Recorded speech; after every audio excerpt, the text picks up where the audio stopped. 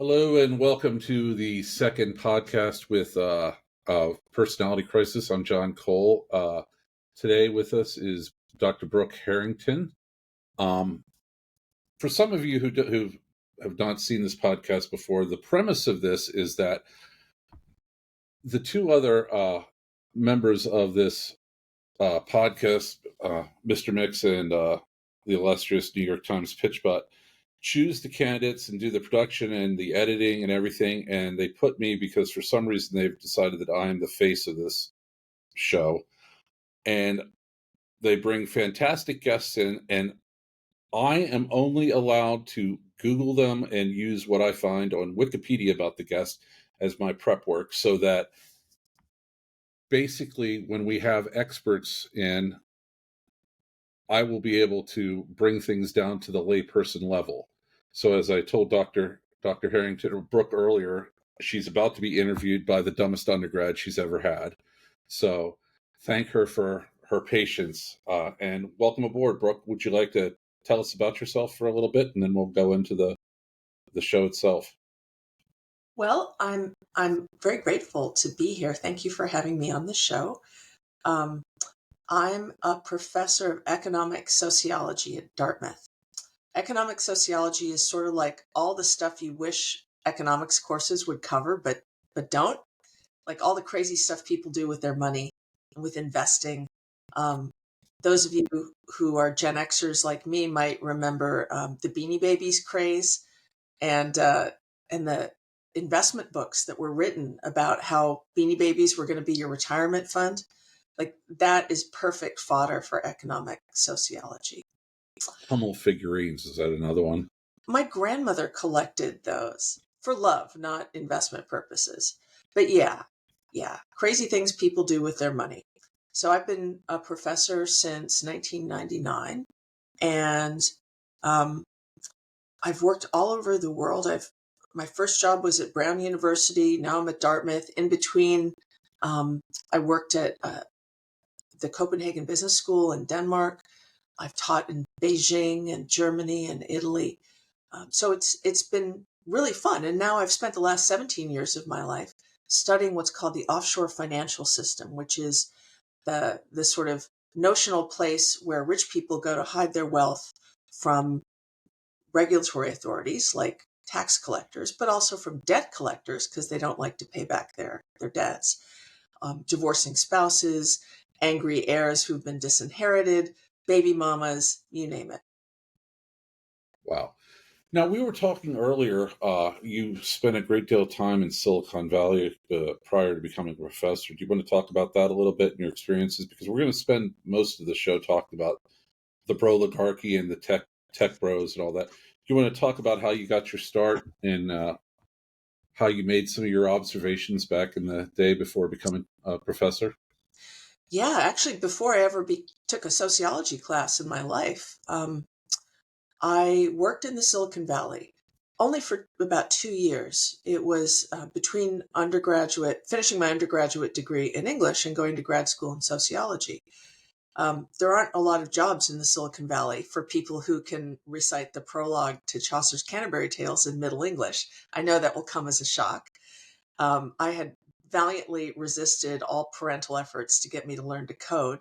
So this was back in the days when software still came with giant phone book size instruction manuals. Somebody has to write those. And for a long time, that was me. And also I would be rolled out to software shows to give demos of software, which is great public speaking experience and helps me to this day as a professor. So I worked at a couple of startups that made software. One of them made 3D rendering software. And I really got my first close-up look at software engineers and people in the tech world. And they were a very odd bunch. Odd in a way I hadn't quite seen before. And they were especially odd about women, and they would say very socially inappropriate things, seemingly without awareness. Like they weren't even trying to troll. They had no filter in a way that children sometimes have no filter, except these were fairly grizzled adult men. And I thought, I just had met a rando here and there who had bad social skills, but I kept meeting people like that. And that experience sort of stuck in the back of my mind, so that in the recent year and a half, when we've really seen the foregrounding of the people I call the broligarchs, the oligarchs who come from high tech, who have essentially bought the federal government, their kind of strange mannerisms and way of conducting themselves is maybe a little more familiar to me than it might be to people who haven't dipped a toe into that Silicon Valley world.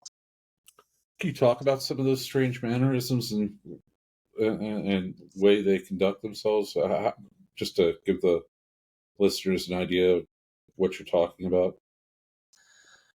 Um, I used to work with a guy who, in addition to being very disheveled, was convinced that his his human consciousness was so valuable that he had to pay for a service that would cut off his head and freeze it cryogenically for thawing and reanimation in at some future time when the technology existed to do that. So he wore a little metal alert bracelet that told paramedics not to inject certain chemicals into his body so that his extremely valuable brain would not be damaged by them. Um, I had lunch with him because I shared an office with him at this little company I worked for. And I was out to lunch with him and my then boyfriend. And this guy, Mr. X, sort of leaned across the table and, apropos of nothing, said, you'd make a really good porn star. And like, what do you To say you or about your boyfriend? to me in Oh, front of my boyfriend? And, that's an odd move for anyone to make, um, especially over lunch. I'd just taken a bite of a sandwich, so I was like, I I didn't know what to say. Couldn't have said anything even if I had something to say. And I've always thought about that because it's one of those sort of shocking moments where someone does something that's so off the wall that it sticks in your head. And there was another man I met in the same sort of context. Fortunately, I didn't share an office with him. A dude who wore like tie-dyed shirts and suspenders and had this kind of like grizzled ponytail and was just not a sterling specimen of manhood, who sort of confidentially told me that, of course, what all men want is to concentrate the fertile females. It was like a line that had been cut from the script of Dr. Strangelove. Like it was that, like, purity of essence. General, was it Brigadier General, um, was it Bat Guano? I mix up the names. No, Jack the Ripper. That was the name of the character in Doctor Strangelove. That level of everyday bizarreness, and a lot of it was about women and sex. And uh, when I hear about Elon Musk literally trying to live the dream that this grizzled old dude was telling me about 35 years ago almost, I'm like, yeah, that checks out. And they actually, the oligarchs keep coming up with schemes like that where they believe that they are so genetically superior and so special that they need to seed humanity with their genes, and that we should thank them for it. We should be grateful. do you think? Because back when you were there, what, early '90s? Yeah. Because that's really when things started to take off in the piece. I mean, before that, you had, Usenet and all this other stuff. That's really when the web started to take off. Do you think it's because all of these people who had been like hobby coders and whatnot, and all had their weird idiosyncrasies, all coalesced in Silicon Valley, that certain types of people were drawn to that?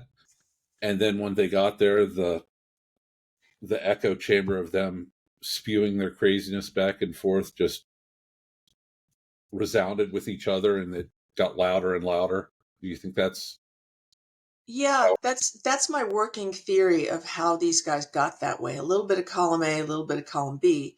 Column A being self-selection. Like these were men who were more comfortable with machines than humans, and it showed. And it used to be that you were stigmatized for that. That's where the sort of um, the heroic story of the nerd comes from. Um, but then they got fantastically enriched by relating better to machines than to humans. And they told each other, oh, it's because all this money is pouring in because the market is telling us that we are the bestest boys. We're the smartest. We have the best ideas. And therefore, and this is where they made their like massive unwarranted leap, therefore we are in fact better than everyone else. We deserve all that we have. And all those other people, they don't deserve anything, which is where you get broligarchs like Balaji in San Francisco joking about what to do with poor people, and Curtis Yarvin saying that all those homeless people in San Francisco who create an eyesore for the broligarchs should be turned into biofuel. Ha ha ha. Um, the the contempt for humanity that many of these men feel is not new to them. And this is where the column B part comes in, is they talk to each other about their experiences, perhaps of alienation from other humans. They talk to each other about their perception that the fact that they're getting fabulously rich is validation from the invisible hand, that they are in fact a superior breed of human. Um, and they take from that this very mechanistic conclusion that therefore they should have all the things. And if the rest of us die out because their AI toys are sucking up all the water in the world, um, well, we didn't deserve to live anyways. And you really have to meet people like this to realize that they're dead serious about it. They're not kidding. one of the things that confuses me about Elon Musk and types like him is many of them subscribe to, I can't remember the philosophy. I want to say it's long-termism. It's one of the names for it. Some people, effective altruism. Yeah. There's a very old pithy line from the economist John Kenneth Galbraith that I'm going to mangle now, but he basically said um, there's an eternal search on the part of some human beings for ideologies that justify selfishness. And he was actually making a critique of economics, saying that economists provide that rationale, that moral fig leaf. But now these sort of junk philosophies, like what Curtis Yarvin puts out or what the effective altruists put out, provide the moral fig leaf. And I think it's very important that these people still feel that they do need legitimation, because we can take that away from them. We can cry bullshit and say, you know what, you're wrong, and you're transparently greedy and selfish, and deluded about your own superiority. So knock it off, because they want to be liked. That's their Achilles heel. How do you square? I mean, from everything I see and from what you were just talking about, all I see every time these guys talk is just open contempt for everyone else. Mm-hmm. But at the same time, while holding that on one side, they're somehow able at the same time to, Elon Musk is always talking about, we have to do all these things for the future. So they have this bizarre fixation on saving the future of humanity. He was talking about how we're going to have to be an interplanetary species because essentially the sun will burn up the Earth. So we have to find other planets for humanity to survive. We're talking millions of years down the road. How do you square that? Oh, we have to save humanity for the future with the open contempt. Is it just an excuse for their greed? Well, it's like this. I always tell my students, when you hear the word efficiency, I want you to immediately ask yourself, efficiency for whom? So I want you to ask the very same question about this. Save the world for whom?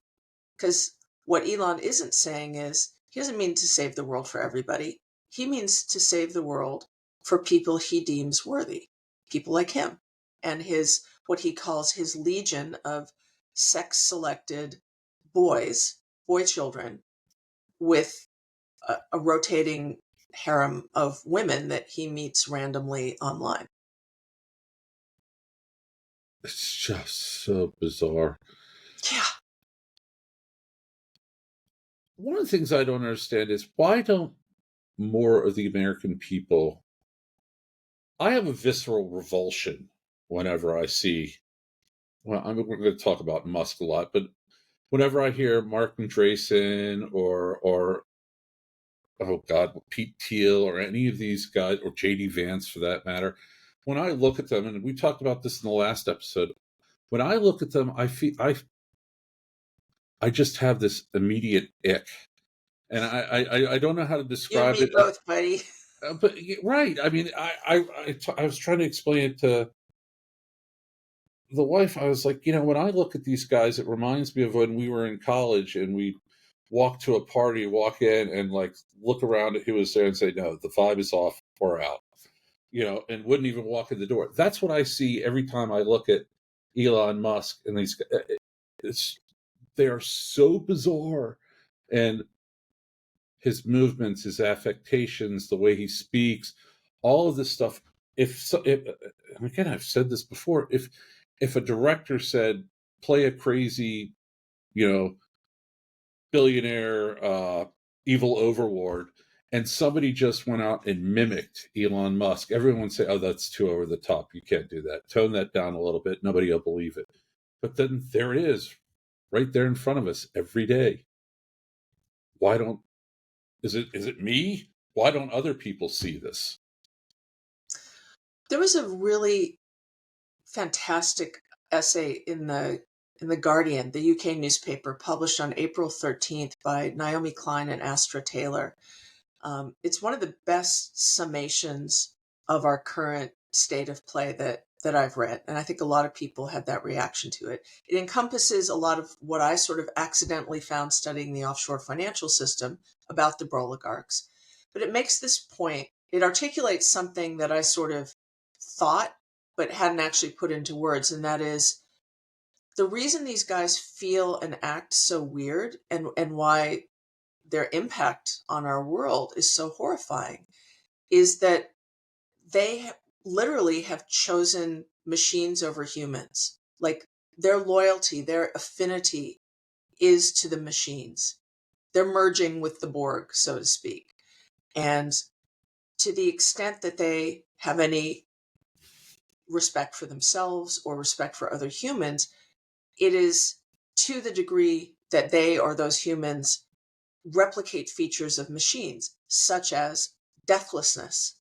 So one of the things you observe among these men is their frantic quest to avoid shuffling off this mortal coil. Like the guy I told you about at the beginning, who was going to have his head cut off and frozen for posterity. I mean, I'm not a psychologist, but this is just my layperson's analysis from observing numerous men like this at close quarters and also reading about them. They hate their own humanity, first and foremost. They do not like being embodied in the flesh. A lot of people have a problem with that. And, we know that going back to the ancient Greek philosophers. It sucks to die. It sucks to grow old and infirm. Like, you'll get very little argument about that. But most people, as part of their maturation process, find a way to make peace with that. Poets write poetry about how we wouldn't appreciate the beauty of the world if we didn't know it was transient and temporary. But these guys, they don't read poetry. They're not English majors. So all they can see is, my software might live on, my machines might live on, but I'm going to die. Fuck. What am I going to do? Oh, I know. I'll get blood transfusions from my 18-year-old son. I'll spend $2 million a year on supplements and get up at 4 a.m. and eat only in a 3-hour window early in the morning. So I'll become like a food hermit. And I will deny myself all the pleasures of the flesh to live forever. Like some whack-ass Mr. Burns type scheme, except they're living it. They're doing it without any self-awareness of how, like, thousands of years of human philosophy have concluded, that's never going to work. You're just going to make yourself unhappy and miss the point of being human. And they're And this doing is it what all at happens our expense. at our expense. And now they're going to like burn the world down because these are men who, to quote Oscar Wilde, know the price of everything and the value of nothing. Literally. So they can count. They can say, well, how old am I? How long will I live before I die? But they can't make assessments of quality, including in their own life, and certainly not in anyone else's life. And that's why someone like Curtis Yarvin or Balaji looks at homeless people on the street and doesn't see that was somebody's precious baby once. That is a human life that has intrinsic value. They're incapable of that. They reject it as weak. Remember Elon Musk saying empathy is weakness? Yeah. Humanity is weakness to these guys. I guess that kind of, I have two thoughts, and I'll probably lose one while spitting out the first one. I guess that's why they don't have a problem with Trump, because one of the things I've said for years about Trump is that what disturbs me the most about him is that he is just an empty vessel that doesn't know how to experience or process joy. He doesn't, like, if you asked him, he couldn't tell you his favorite book. He couldn't tell you what kind of music he likes. He doesn't appreciate art. That's why everything is festooned with this cheap looking gold. He doesn't recognize beauty or appreciate beauty. He has this idea of what feminine beauty is, and it's all, the Fox News blonde, cosmetic surgery, whatnot. He's just empty. There's nothing about what makes the human experience valuable or important makes sense to him. It's all about quantifying and putting out a portrait of what he looks like to others. And so, I mean, that seems like it dovetails nicely with these broligarchs. Yes, they share an anti-human quality. They're not just inhuman, they're aggressively living their lives in a way that is contrary to humanity for everyone, that endangers humanity because they have no purpose in life except dominance. The dopamine hit you get from crushing someone. Like what's that line from Conan the Barbarian to oh, I'm going to mess it up. I'm sorry, Conan fans. Do you know what I'm talking about? The one about hear the lamentations of their Oh, women. yeah, I know what you're talking about now. The Lamentations of the Weak or something. Yeah. So to drive your enemies before you, to hear their lamentations of their women, like it's a warlord mentality. Like nobody expects Genghis Khan to like stop and smell the flowers or write a What little is best in life? To crush your enemies, see them driven before you, and hear the lamentations of their women. There you go. Thank you. Um, so these are guys, the broligarchs and Trump, what they have in common is that these are guys who don't realize that you're supposed to laugh at that. They're like, yeah, that checks out. That's a philosophy of life. That's how I'm going to live. And notably, in that view of the world, the women aren't human. They're status tokens. So to go back to your point about Trump not appreciating the beauty of women, well, if you don't see women as human, you can only really see them as a status token, like a chip in a casino. Look, Trophies. I've got $1,000 chip, and that's Ivanka. Maybe she's $50,000 chip. I don't spend a lot of time in casinos, so I don't know what like the most valuable chip is, but she's it, and that's why he values her, and that's why he values Melania. It's not because he even likes women. He doesn't, and I don't think Elon Musk does either. That they're competing with other men using this device that goes by the name of women, but the actual humanity of these people is irrelevant. I guess that's why they also can't realize that the slop churned out by AI will never match art or poetry, or they have these fantasies of replacing all the screenwriters in Hollywood with AI and whatnot, and it'll never work. It's missing the human experience. Humans want to see work by other humans. They want to read work by other humans. And, David Zaslav, for example, is not a broligarch, but he is a guy who also exemplifies the idea of knowing the price of everything but the value of nothing. He's the guy who took the completed film Roadrunner versus Coyote, I hope I've got the title right, that everybody loved, that tested brilliantly, and he shelved it so no one will ever see it because that got the studio a tax write-off. So he views human creation as a commodity that can be, moved around and optimized in order to maximize shareholder value. And that is the only value that someone like him recognizes. So he has a lot in common with Trump and the broligarchs. When I looked through your Vita, a recurring theme was secrecy. How they have all these bold views and proclamations that they make, but then it strikes me that they're very secretive and shady and sketchy about how they want to get there and how they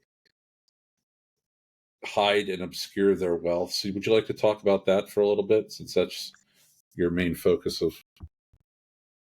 Secrecy is a very important source of power. There was just a news story I caught yesterday about an investigation by, I believe it was Bellingcat and Politiken, which is a Danish newspaper, that uncovered the identity of a notorious deepfake porn producer. Turns out to be a pharmacist in Canada. And when I think the Canadian Broadcasting Corporation sent a reporter out, with a camera and a microphone to speak to him, he was like, no, I deserve my privacy. It was like, oh, wait a second, privacy? You deserve privacy? Huh. So how do you square that with all the mothers and sisters and wives and female human beings whose privacy you destroyed by smacking their faces onto the bodies of porn stars and distributing it for profit all over the internet? Huh. So privacy for you, but not for everyone else. And that is exactly the way we see free speech and transparency working for powerful men in the world. They talk a good game, kind of like you said earlier about your own personal conversion from being a conservative. There's a point where you realize that every word out of their mouth that has a principle involved, like the value of privacy or the value of transparency or the value of free speech, is a fig leaf for power play on their part. Back in 1906, a German sociologist by the name of Georg Simmel wrote a paper that almost every sociology student has to read at some point, called on secrecy and secret societies. And he made this very jarring analysis where he said, aristocrats and criminals have one very important thing in common, which is they both depend on secrecy to conceal the source of their wealth. Because if people really understood why aristocrats were able to be wealthy, they'd be as angry at the aristocrats as they are at the criminals. So that's a big intersection of these two groups of people who otherwise don't have much to do with each other, which, by the way, is also that's kind of the Rosetta Stone to the offshore financial world. It is the meeting place for aristocrats and criminals because they both want to buy secrecy. What can we do, and where does this eventually lead? There's so many people that feel just overwhelmed and powerless, but how do we fight back? And you said, I personally think mocking them is the best way to go about it. Maybe just not even acknowledging them. I don't know. What do you think? When you say this, do you mean fighting back against the broligarch takeover of the Yeah. government? Um, I think you're right that mockery is very important. It's been the tool of civil resistance for centuries, and it works. Um, Also, remember I pointed out that these guys' Achilles' heel is that they want to be liked, and that makes the mockery even more effective. You can mock people who don't care about your opinion, and maybe eventually you'll get through to them. But someone like Musk or someone like Thiel, we know from decades of observing them that they are exquisitely sensitive to their public image. I think people mistakenly label folks like Trump or like the broligarchs as shameless.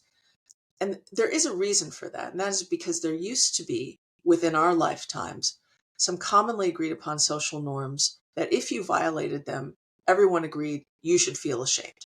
Like when I was a little kid, being born out of wedlock was a source of shame. I'm not saying that that's right, by the way, but there was like a broad social consensus that it was shameful to be born to parents who weren't married.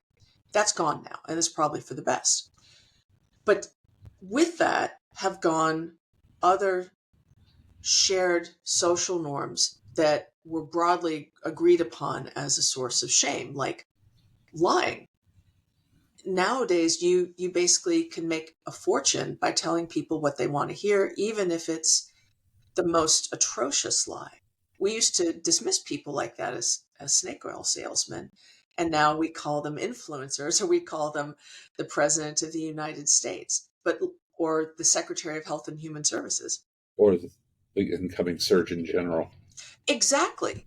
Exactly. And literally all they do is they utter the most transparently false, absurd statements, but they do it to play to an audience who want their ignorance to be validated. There's a lot of money to be made in validating people's ignorance. That used to be shameful. It's not anymore. But that doesn't mean that public opinion has no effect, because I think what shame has been replaced by is this a world of what sociologists call impression management. People's persona, whether their online persona or their in real life persona or both, is like a commodity. It's part of their personal portfolio of wealth. And you can monetize it if you decide to become an influencer, for example. Eat your heart out, Irving Goffman. Oh my God, you know about Goffman? Yeah. Now you're speaking my language. Presentation of self in everyday life. One of the That's it. most I important. recommend that to everyone. It explains a lot about the world that we live in the 21st century, even though he was writing in the middle of the 20th century. He was a prophet of what we now call the influencosphere online. Anyways, He and Leon Festinger are two of my old-time favorites. I talk all the time about when prophecy fails. Festinger, Riken, and Schachter's study of the saucer cult in Chicago, where the leader of the saucer cult said, "Sell all your belongings and say goodbye to your loved ones because the aliens are coming to rapture us away on like December 12th, 1961." That's the wrong date, but I just made that up. But there was a very specific date and even a time of day. And of course, it came and went, and there was no saucer. But instead of disbanding the saucer cult, many of the members doubled down on their commitment. And the leader said, "Oh, I was mistaken. It was actually January 3rd of next year. So, hang tight. The aliens are coming." And of course, that date came and went. No aliens. And while they lost some members along the way, people who were able to have the cognitive flexibility to change their mind, as you did, which is a feat for which I have immense respect, a lot of people were not able to bend cognitively or take in this new information that they were wrong, that they'd been conned. Oh, they doubled down. And tripled and quadrupled. And they ruined their lives, much as we see people ruining their lives over QAnon or MAGA. Anyways, Goffman taught us that impression management is something that everyone engages in to some extent, that they have like a front stage life, the self that they present to each other. Like, here I am talking to you, and like I've brushed my hair and put in my contact lenses, and I've put clothes on. And, there's a backstage life where I'm padding around in my pajamas, and I have different glasses on, and my hair isn't done, and I don't have jewelry on. And that's a part of my life, like everyone's lives, that only a very few people get to see.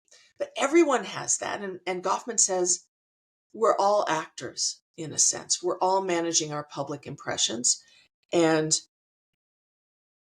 that is the Achilles heel of the broligarchs, is while they may not share a normative basis with the rest of society for what constitutes shameful behavior, they definitely care deeply about management of the impression they want to put out. Like we see it in Trump's case.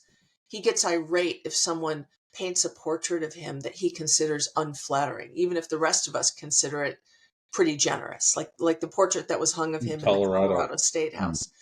But like Peter Thiel famously sued Gawker into oblivion, using Hulk Hogan as sort of his puppet, because they punctured the public impression management he was doing. And Elon Musk, we know, bought Twitter in part because he hated being mocked. And apparently he was extremely distressed after people booed him when he showed up at a Dave Chappelle show in the Bay Area. So much so that his coworkers at X were calling the police to do a wellness check because they thought he might harm himself, because he really internalized the crowd's negative reaction to him. So what I'm not saying is bully these people and make them suicidal. What I am saying is, hey, look, they do care what other people think of them. Maybe not for the reasons we think they should, like, hey, dude, you're going to destroy the world and destroy what's valuable about being human. But they do care a lot about other forms of impression management that they cultivate assiduously.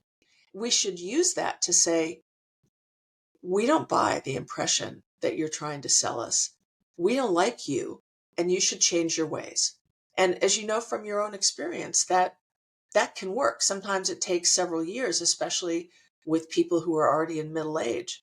But it's possible. Like, I myself was essentially bullied by the population of Germany into becoming punctual. I used to keep American time, where I'd be 5 to 15 minutes late for everything. And in the US, very few people will ever give you a hard time about that. But in Germany, it's like, first of all, it's a national sport to scold strangers. Second of all, punctuality, in fact, in all of Northern Europe, is an extremely important social value. And in Germany in particular, everyone is authorized to scold you if you're more than like 2 or 3 minutes late for anything. And so after about 4 years of that, I finally waved the white flag, and I'm like, okay, I will figure out a way to be punctual. And I'm glad for it. Well, speaking about being late for everything, the producers have texted me, sent me a chat message, and I'm sure they're screaming off mic right now because I have a tendency to babble on forever, and they want to keep this at a certain time frame. So let's break this segment right here, take a little break, and then what we'd like to talk